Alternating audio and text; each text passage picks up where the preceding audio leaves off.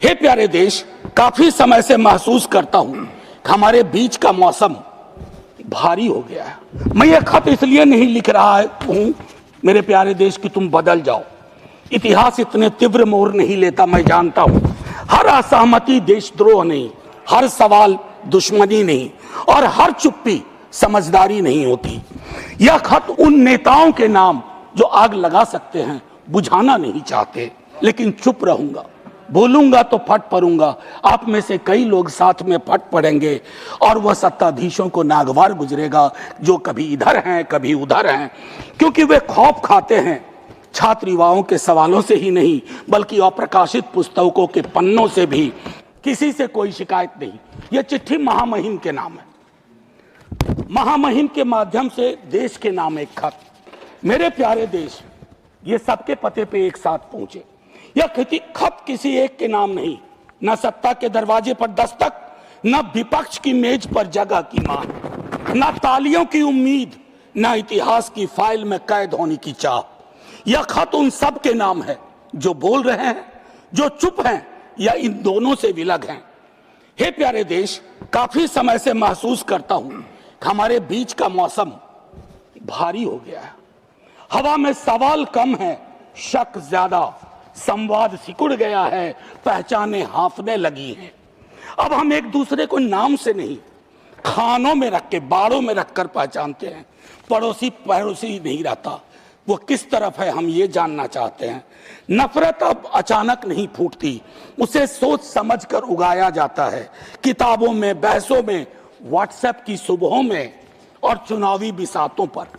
मेरे प्यारे देश, डर यह नहीं कि जहर फैल रहा है, डर यह है कि लोग इसे ही अपना जीवन समझने लगे, जैसे यही हवा हो, यही भाषा, यही भाव, यही नियति।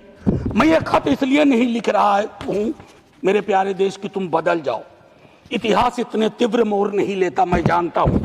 मैं बस इतना कहना चाहता हूं कि तुम यह मान लो कुछ गलत हो रहा है। हर असहमति देशद्रोह नहीं, हर सवाल दुश्मनी नहीं, और हर चुप्पी समझदारी नहीं होती। यह खत उन माँ बाप के नाम भी है जो बच्चों को नफरत के साथ डर सिखा रहे हैं, उन शिक्षकों के नाम जो सच से हिचकते हैं, उन नेताओं के नाम जो आग लगा सकते हैं बुझाना नहीं चाहते। और हाँ, यह खत मेरे अपने नाम भी है, क्योंकि मैं भी कई बार थक कर चुप हो गया।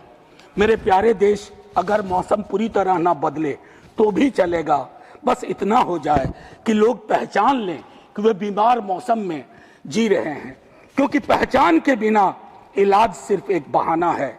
इस खत को संभाल कर रखना, इसे किसी फाइल में मत डालना, इसे शोर भी मत बनाना, बस पढ़कर थोड़ा ठहर जाना। शायद यहीं से बदलाव की शुरुआत हो।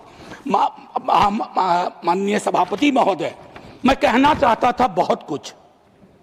महामहिम के अभिभाषण के संदर्भ में, राष्ट्रीय सुरक्षा की चिंताओं पर, घरेलू राजनीति के जहर पर, आय की भयावह असमानता पर, बेरोजगारी के दंश पर, लेकिन चुप रहूंगा।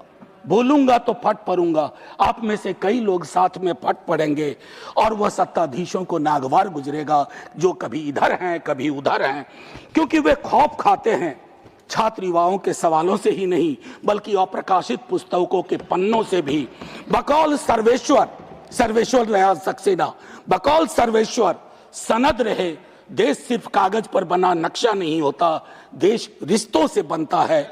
और जब सत्ता रिश्तों पर शक बोने लगती है तो संवाद देशद्रोह हो जाता है और सवालों से लोग डरने लगते हैं। फिर सरहदें नहीं टूटती, देश भीतर से चुपचाप दरकने लगता है। जय हिंद कहूं इससे पूर्व आपका धन्यवाद करना चाहता हूं। मैं चाहता हूं कि हमारी इस पूरी रवायत को, इस पूरी परंपरा को मैं जानबूझ करके इसको संदर्भ में रखना चाहता था कि हमारे संवाद के भी तरीके बहुत बदल गए हैं। ना जाने क्यों, मैं 100 दफा कह चुका हूं। 1 मिनट का वक्त दीजिए सभापति महोदय।